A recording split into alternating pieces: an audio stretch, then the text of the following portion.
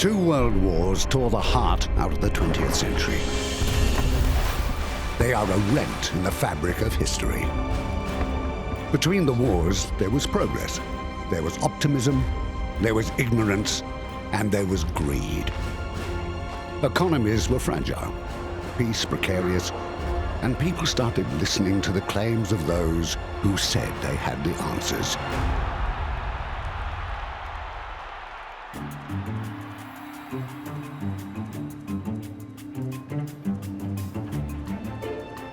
Exchange rates and floundering economies were not the only things influencing how and where people lived. The motor car and other modern marvels were transformative, though some hung on to the past.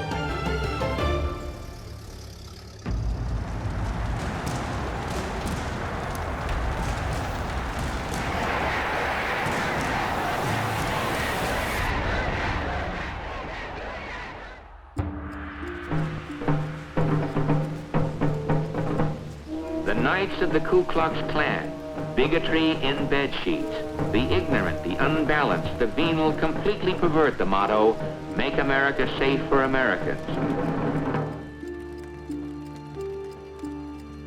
Hiram Evans, a Dallas dentist, had taken control of the Ku Klux Klan, and in 1925, he led 40,000 Klansmen down Washington's Pennsylvania Avenue. But the sensational fall of corrupt KKK leaders in Indiana and Colorado undermined confidence in the organization, and it started to recede. In Italy, support for a fascist regime was tracking in the other direction. In 1925, a slogan authored by a journalist named Leo Longanisi began to circulate, to be broadcast, to appear on posters. And it was meant seriously. Mussolini ha sempre ragione, it said. Mussolini is always right.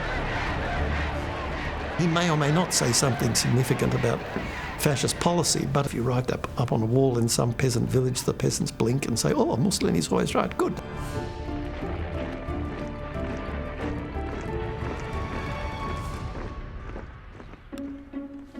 On April the 28th, 1925, Winston Churchill rose in the House of Commons to deliver the budget speech, return Britain to the gold standard, and, according to his own later assessment, make the greatest mistake of his life.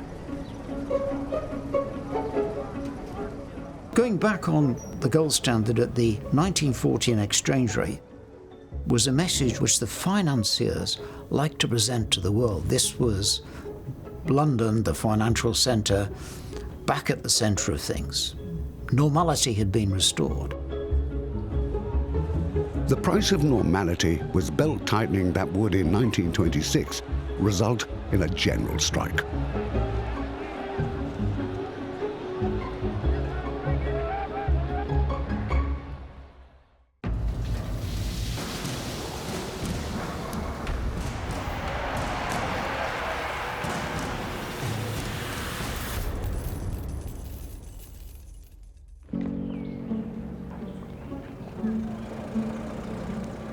One of the great moments was 1926, when Aristide Briand welcomed Stresemann, the German foreign minister, to the League of Nations. It was an absolute moment of incredible hope.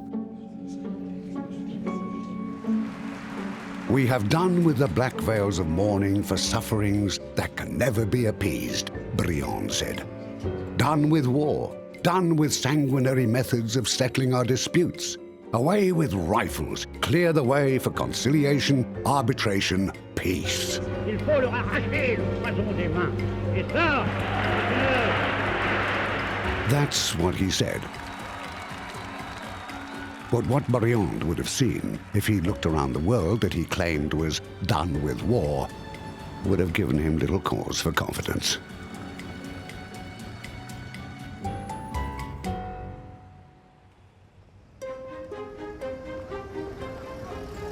Modern China, in spite of its age-old history, was like the broken pieces of a jigsaw puzzle, each piece controlled by a different ruler, each with his own private army. In modern terms, China was a country, but not yet a nation.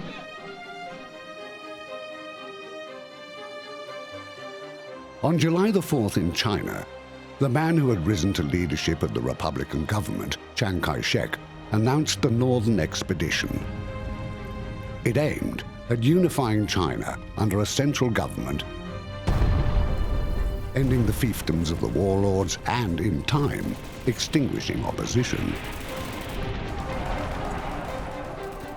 In India, riots based on sectarian rivalry and inflamed by the rumor that the British were about to withdraw continued to pockmark the subcontinent's interwar history.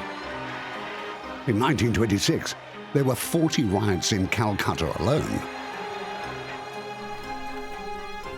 Marshal Piłsudski, who was head of the democratically elected government of Poland, declared a coup d'etat and became military dictator at the head of the Colonels Group. He was the second in a long, long line of dictators who would take control of European countries in the decades ahead.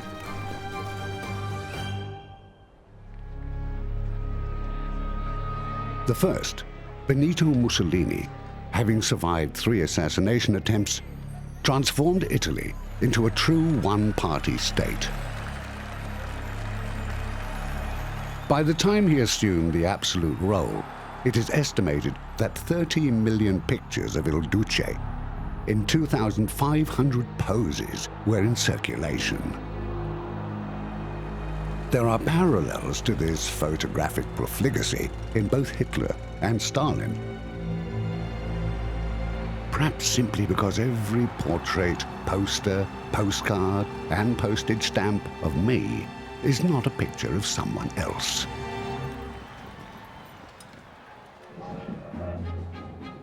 In Britain, the general strike between the 3rd and 13th of May, 1926, was triggered by employers in the coal industry deciding to reduce miners' wages to offset falling prices. It's general in the sense that the transport and coal industries are entirely called out, and then you also get the press going on strike, and towards the end of the strike, the electrical industry joins in it. It's the largest strike in British history.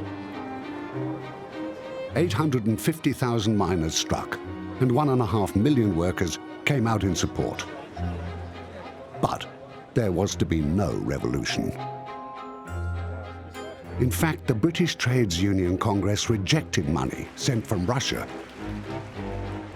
And the strikers, which must have completely baffled left-wingers all over the continent, played a football match against the police, which they won, 2-1.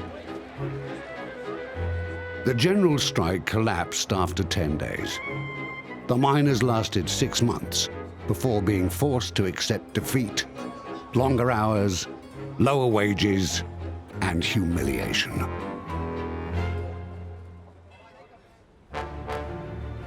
In France, the franc, which in 1914 had stood at 25.22 to the dollar, was by July 1926 trading at 238 to the dollar. Nationalist sentiment was on the rise. Thousands marched, and the war debt, from which the Americans were prepared to offer no relief, continued to menace the peace. You also have the rise of right-wing, monarchist and fascist leagues, as they were called, extra-parliamentary organisations, many of them with the support of veterans organisations, veterans who felt that they had won the war only to lose the peace to politicians who couldn't make up their minds or make the economy work. Amidst rumours of a right-wing coup, a government was formed under Raymond Poincaré, with 4 former prime ministers in its ranks.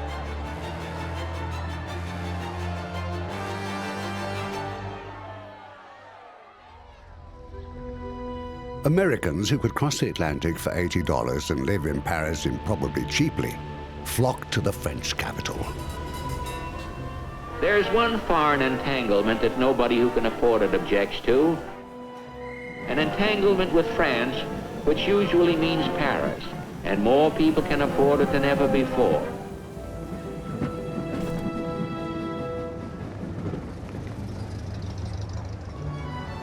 By 1926, it was estimated that 45,000 Americans were living in Paris. A handful of them were well known, and every summer their ranks were swollen by 200,000 tourists. By December, the franc had stabilized at 25 to the dollar. American expatriate bohemians were starting to feel the pinch, and Poincaré said that through their efforts his countrymen were struggling free of the yoke of Anglo-Saxon finance.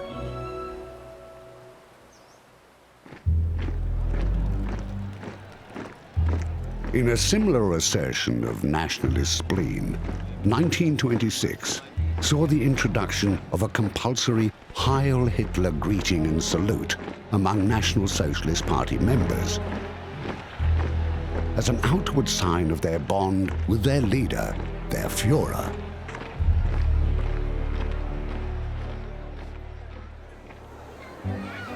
In America, it was not politicians who made the headlines. Rudolph Valentino, aged only 31, died in 1926. So did the actress Barbara Lamar, known as the girl who is too beautiful. Forgotten now, but headlines then. 5 times married and dead at 29. This is the time when, is Washington the key American power center, or is it the other side of the country in California, or is it Hollywood? Now, that manifests itself in a series of mergers and acquisitions, so we would now say, which is the start of Hollywood, the film factory. And we all know the name to this day of MGM and Paramount and Warner's and Fox and so on. American producers are bringing over foreign directors, mainly German, as fast as they can pry them loose, reported Moving Picture World. And so they were. Names that, then and now, lit up the movies with style, wit, and elegance.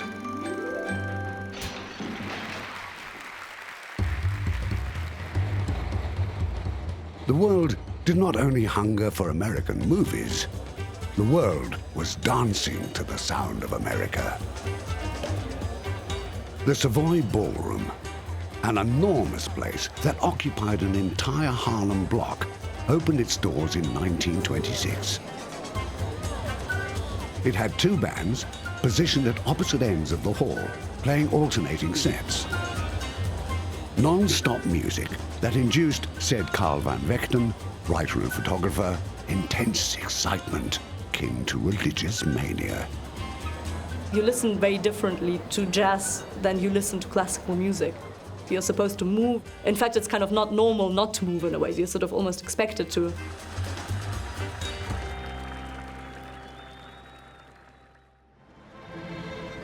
At the high point of the 20s, there was the little black dress. It was American Vogue declared in October 1926, Chanel's Ford. It was, Vogue said, the frock that all the world will wear. Dresses were still called frocks, coats were mantles, and ladies' trousers were slacks. Their suits, costumes. Coco Chanel would, perhaps, have delighted in the idea of a Chanel Ford. She once said, "I don't create fashion for 3 or 4 tarts." Another important development in the 1920s is menswear, not least because of, the dapper Prince of Wales being photographed, on the golf course wearing +4s and Fair Isle sweaters, and the whole sort of trend for sportswear in America. All this froth and bubble did not distract everyone. By the end of 1926, the central bankers had their eyes on 3 storm clouds that threatened to dump on their parade. The US stock market bubble, with more and more money being sucked into Wall Street, the high level of German foreign borrowing, and the increasingly brittle gold standard.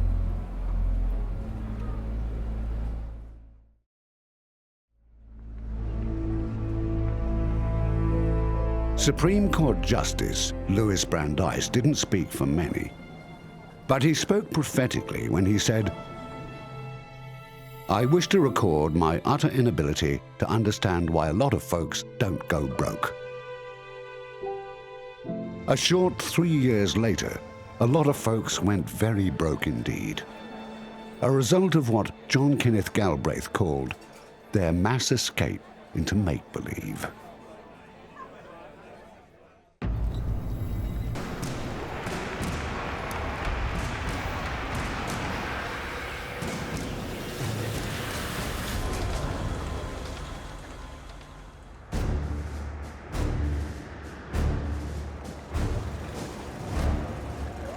The big problem in China was once the empire collapsed, it very soon fragmented. A whole lot of warlords emerged in different regions of China. There was no natural geopolitical grouping of all these different Chinese provinces.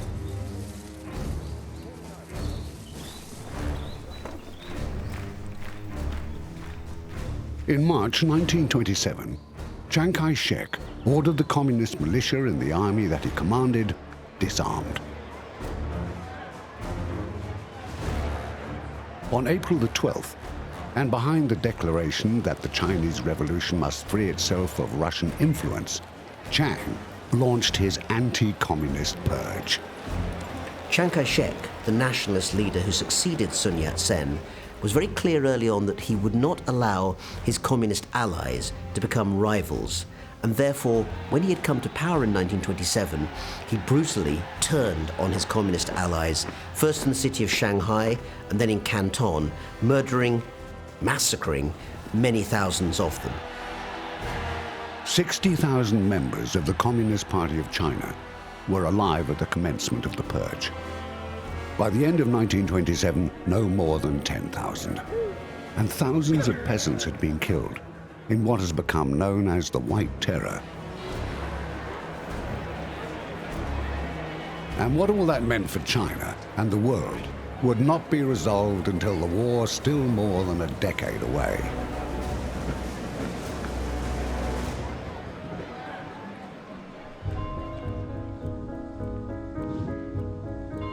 The shock of the anti-communist slaughter rocked Moscow, which thought it saw the hand of British imperialism in everything. Moscow, capital of Soviet Russia, is the scene of a dramatic trial. It is alleged that Trotsky, the unseen prisoner in the dock, is the mastermind behind a great plot to smash up the Soviet regime. Russia buzzed with rumors of war and sent Trotsky and Zinoviev into exile. Stalin was clearly atop the pile. The party had grown enormously after the Russian Revolution in 1917. It had absorbed or destroyed all the other institutions in Russia, so there were no more independent institutions. And so Stalin had in his hands the levers of great power in the Soviet Union, and he used them. Stalin's commitment to socialism in one country rather than world revolution led to the first 5-year plan, launched at the Party Congress of 1927. The plan demanded a 110% increase in coal production, 200% in iron production, and 335% in electric power. The jewels in Stalin's crown were to be the dam on the Dnieper for hydroelectric power, the steel city of Magnitogorsk, and coercive collectivization. The collectivization of agriculture was designed to kind of pay for industrialization by getting the peasants to produce more, but not necessarily pay them more. In 1927, only 2% of Soviet farmland was held by the state. The rest was divided into peasant farms worked by 24 million households, all of which were to be forcibly collectivized by Stalin's decree in 1929. In Japan, an April financial crisis brought down the liberal government. It was replaced by the conservative Sayakai Party. General Tanaka announced his intention of pursuing expansion into China north of the Great Wall, into Manchuria. Tanaka's government collapsed when the international powers recognized the authority of the Chinese Republican government over Chinese territory, including the 3 provinces of Manchuria. But things were smoldering, and it seems quite fitting that into this world in 1927, Werner Heisenberg brought his understanding that the speed and position of particles around a nucleus could not be precisely known. He called it the uncertainty principle. America, neon lit and traveling the freeway, continued to go its own way.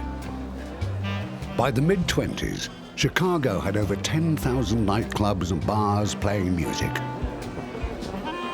In 1927, to his suite at Chicago's Metropole Hotel, Al Capone summoned the press and announced his retirement. From the nothingness of a small-time bouncer, Scarface Al has risen to control a crime and vice syndicate that grosses $100 million a year. He was at the peak of his power and notoriety. He was 28 years old. And the blue-white diamond in the pinky ring on his left hand weighed 11 carats. He had 20 years of life left and would spend 11 of them in prison.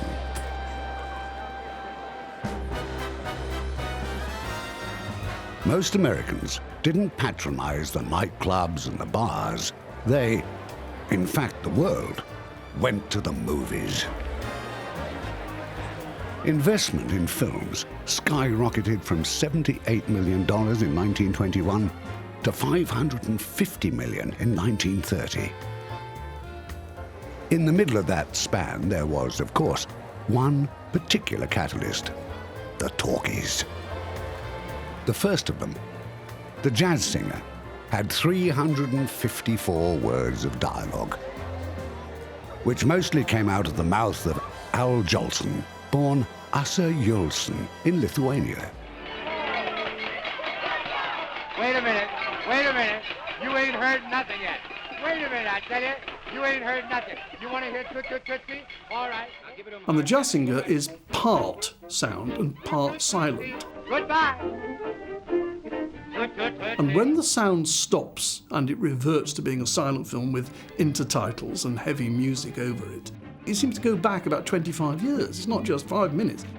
It really seems extraordinary. The effect of the talkies was extraordinary. Movie audiences jumped from 60 million in 1927 to 100 million in 1930.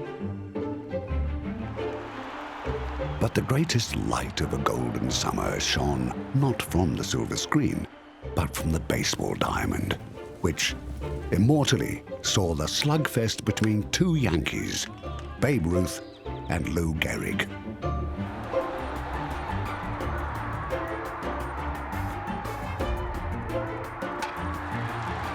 Ruth broke his own home run record, and those Yankees probably were the greatest team ever to play the game. Which was not the biggest story of the year. That belonged to Lindy.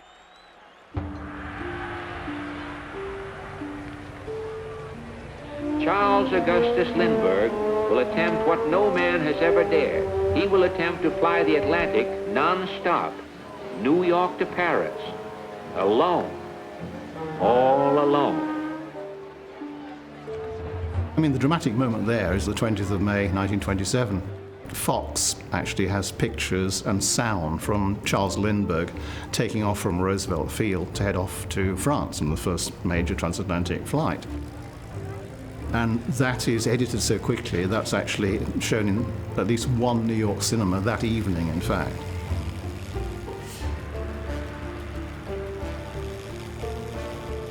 Now the ordeal begins. The Lone Eagle heads out into the uncharted void above open seas, where none before has ventured alone and lived. And hour by hour, the world below waits and waits and waits.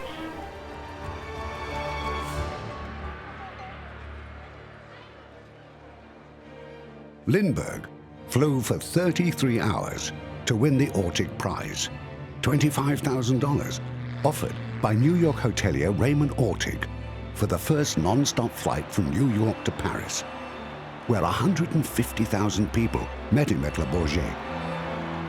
That night, at the Savoy Ballroom in Harlem, they danced the Lindy Hop.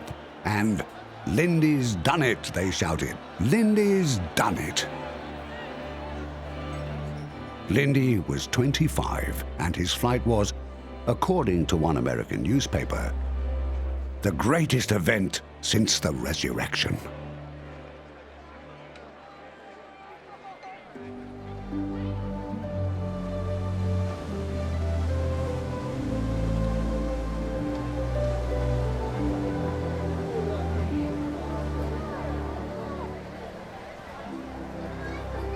On June 11th, the USS Memphis, with Lindbergh on board, steamed towards the Washington Naval Dockyards, accompanied by 4 destroyers, 88 aeroplanes, 2 giant dirigibles, and countless small boats.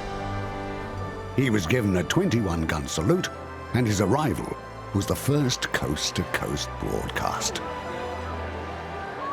You have seen the affection of the people of France for the people of America demonstrated to you.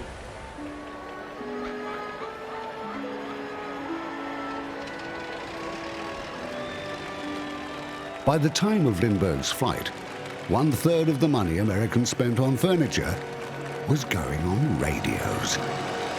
On June the 13th, perhaps the largest crowd ever to gather, between 4 and 5 million people, cheered him on whom 1,800 tons of ticker tape and confetti, some hats, and inadvertently the odd telephone directory poured down, and cost $16,000 to clean off the streets of New York.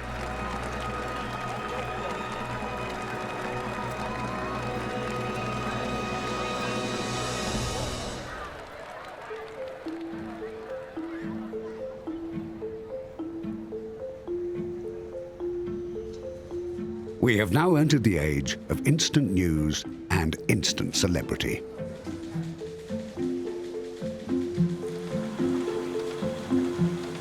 When news, then as now, flares and fizzles quickly.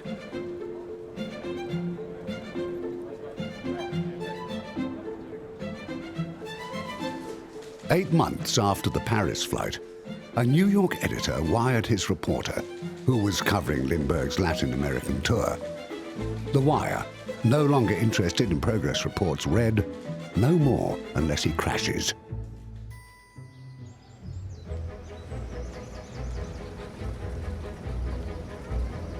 In 1927, the BBC adopted as its motto the scriptural promise, "Nation shall speak peace unto nation."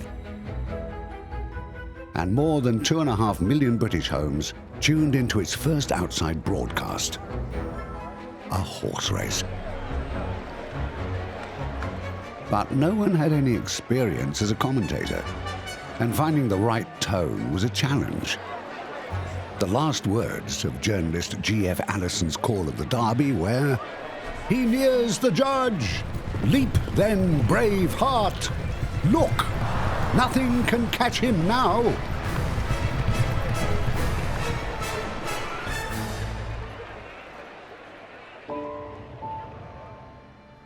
In July 1927, a meeting of the 4 central bankers, British, American, French, and German, convened at the Long Island mansion of Egdon Mills, Under-Secretary of the U.S. Treasury.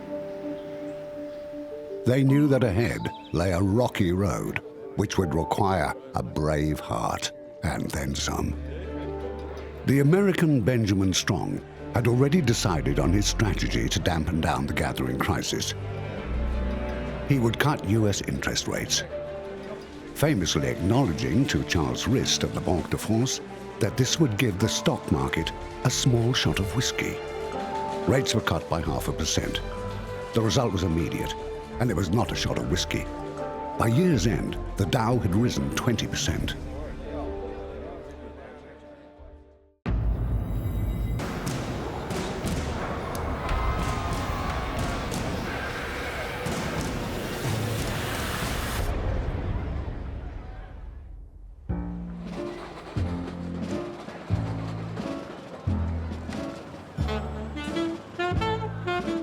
In January 1928, the Munich police reported that the advances of the National Socialist movement repeatedly claimed by Hitler are not true.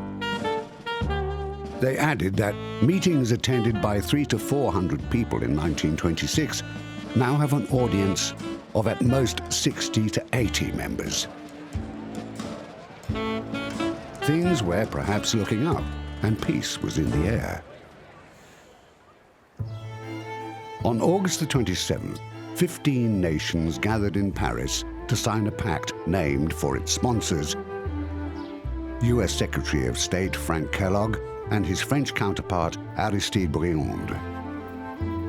Kellogg-Briand, or the Pact of Paris, bound each signatory to agree that the settlement or solution of all disputes or conflicts, of whatever nature or of whatever origin they may be, which may arise among them, shall never be sought except by pacific means. So were ushered in what historian David Thompson called the strange rose-tinted years. In the course of 1928, 33 powers signed the pact. Italy was one of them. The number would reach 65. But none of them ever ratified the Pact for Peace.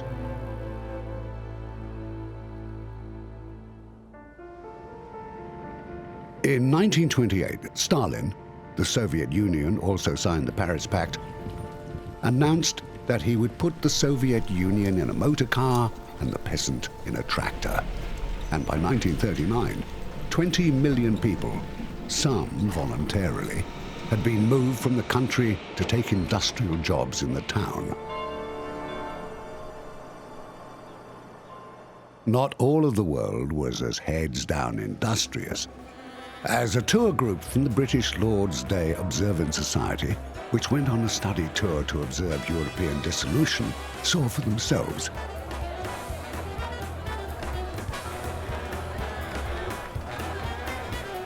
They reported on frivolity, hilarity, betting, gambling, excitement, and revelries.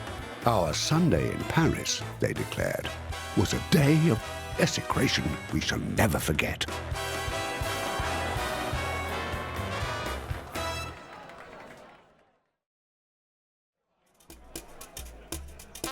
This was a Parisian heyday. Paris, according to Gertrude Stein, was where the 20th century was. Jazz clubs and cabarets, expats and native genius. These were les années folles, the mad years, the time when Paris became the fashion capital.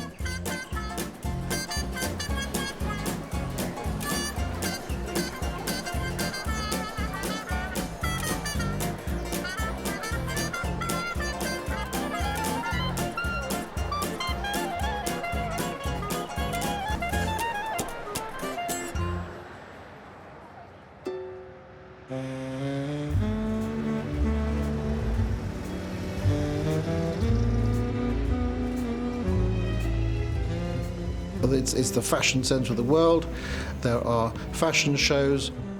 There's a whole industry which is based on the midinette, the seamstress. So this fashion industry is based on the tremendous exploitation of young female workers. But it's tremendously successful, particularly in the 1920s, and people move, the couturiers move from simply producing clothing into the sort of perfume and cosmetics industry. So you've got Chanel, you've got Jean Patou sets up his business, and so it's a very exciting place in that way. The leading designers went into ready-to-wear and launched a fashion revolution. Houses like those of Chanel, Lelong, and Patou introduced their first pret-a-porter collections. In this world, the surprise is not that America had more cars than France. It is that Kansas had more cars than France.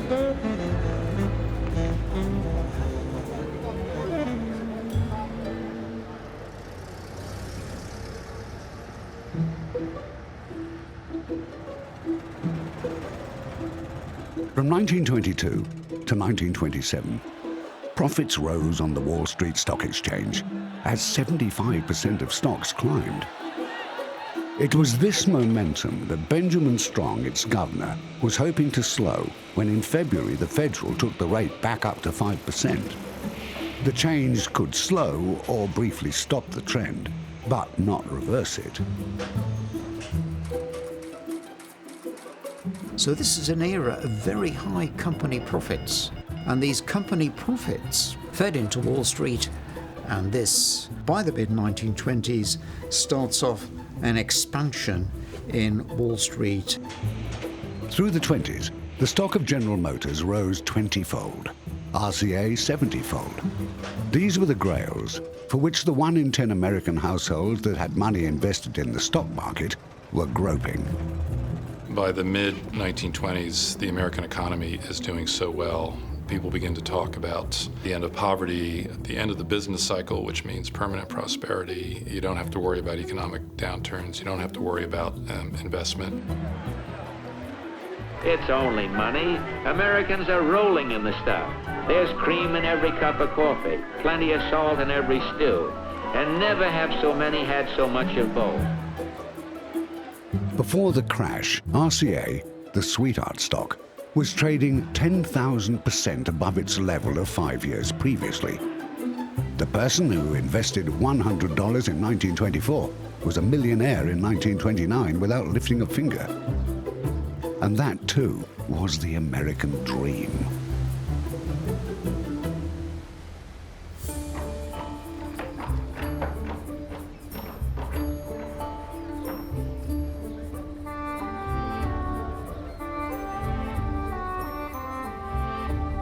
Such was the American boom that even when by 1928 the USA had become the world's leading exporter, exports accounted for little more than 6% of national income.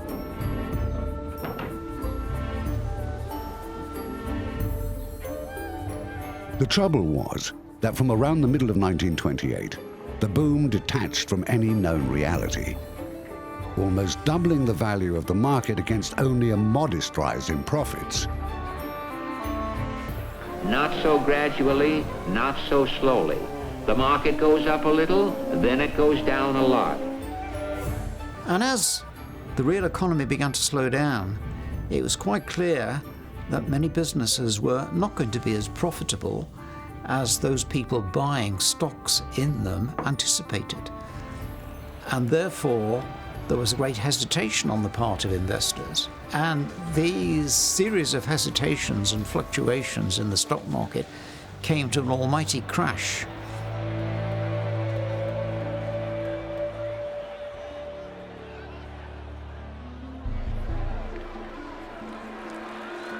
On the eve of the crash, President Hoover was universally respected, characterized by the novelist Sherwood Anderson as someone who had never known failure. He was a thoughtful, progressive politician who noted, in accepting his party's nomination in 1928, that a new era and new forces have come into our economic life. They had, but he failed to recognize what they were. And the buoyancy and sometimes delirium of the 20s, everything is possible. Dance the night away 5 nights a week. Get whatever alcohol you need, even if it's illegal, because, my goodness, America is a good place. Well, that sense of possibility completely collapses. Hoover's record-breaking victory of 1928 would be easily surpassed by his record-breaking defeat 4 years later, when Time magazine dubbed him President Reject. Not just the mighty fell, the lowly, the market, the optimism. The 20s were about to crash to the trading floor of the New York Stock Exchange.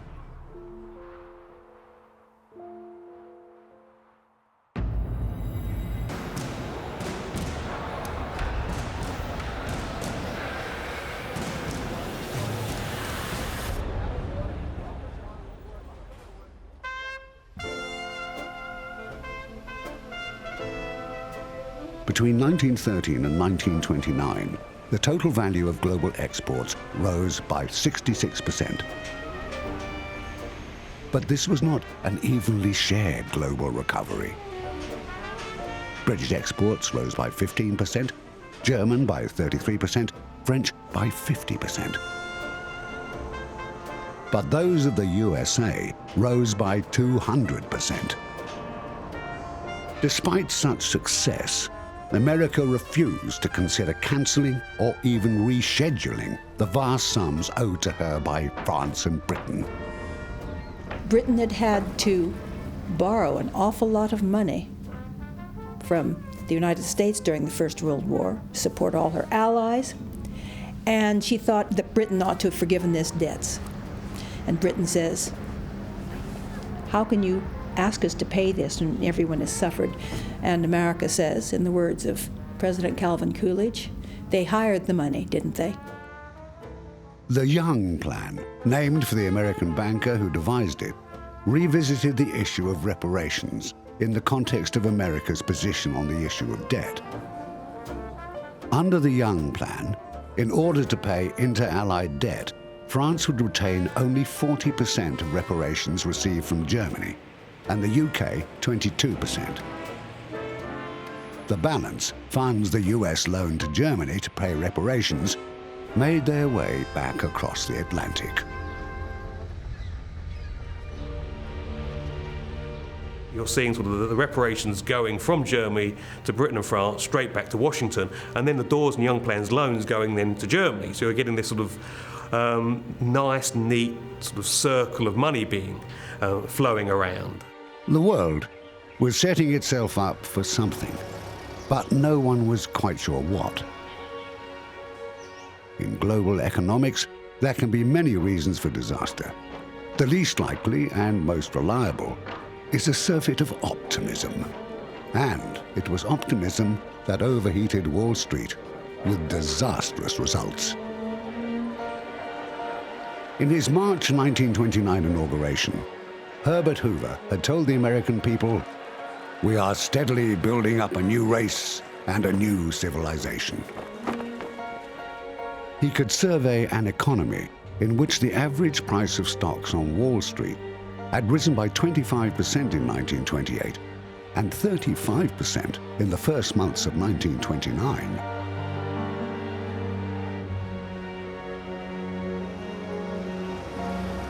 There is this genuine celebration of traffic, of mobility, of transport, of commotion, of speed. And all these are wrapped up in this utopian vision of, if you like, a New York that appears to the eyes of people who visit as a miracle from a distant future era. But something went wrong. Hoover was later to say that the trouble with capitalism is capitalists. They're too damn greedy. But he didn't say it at the time. October 29, 1929. The New York Stock Exchange is in a panic. Frantic investors have scrambled to unload their stocks at any price. At the time of the crash, there were 1.5 million unemployed in the US. By 1932, the figure had risen to 12 million. How did it happen? There was nominally an institution entrusted with regulating the market. That was the Federal Reserve, but it had only been in existence for 16 years at that time. It had never had a crisis of this magnitude to deal with.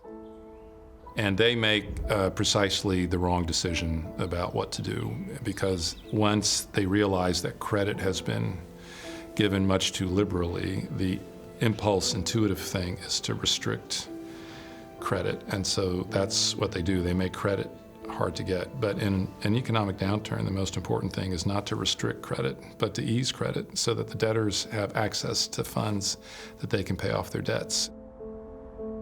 The market opened steady on October the 24th, but then at 11 a.m., it was overwhelmed by sell orders deluging from all over the country.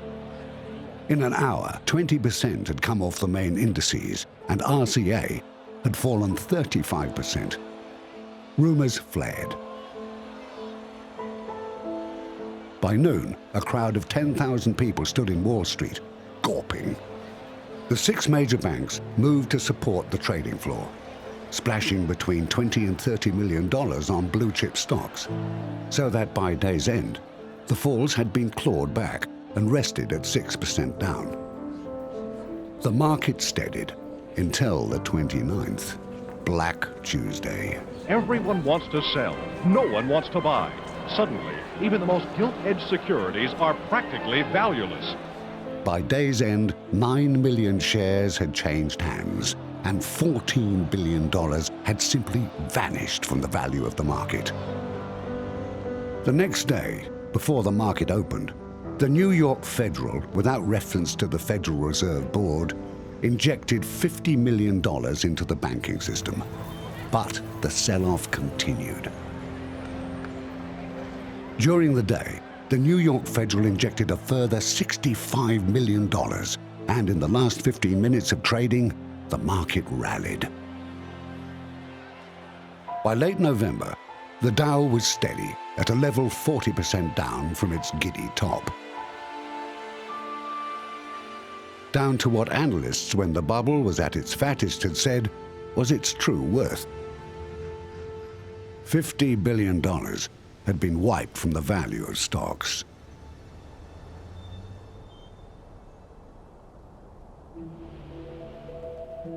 The mysterious force of group psychology that had inflated the bubble had deflated the bubble, and now, with particularly good cause, retreated in extreme and prudent sobriety. Vehicle registrations fell by 25%. AT&T was down by 1/3. General Motors had halved. US Steel came back more than 40%, and so it went on. Radio sales in New York are said to have halved, and people, inevitably, were thrown out of work. If stupidity got us into this mess, then why can't it get us out? Asked the American humorist Will Rogers. Because of these human errors that were made in policy, make what had been a moderate to severe event into the most catastrophic depression in American history.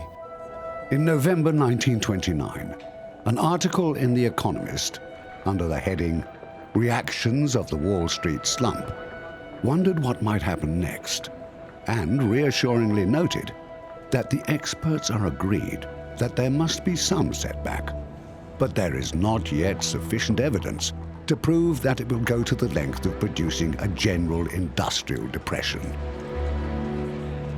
Perhaps the experts had been examining the wrong entrails. Certainly, they were in bad odor. "Don't tell my mother I'm a banker," ran a vaudeville joke. "She thinks I play piano in a brothel."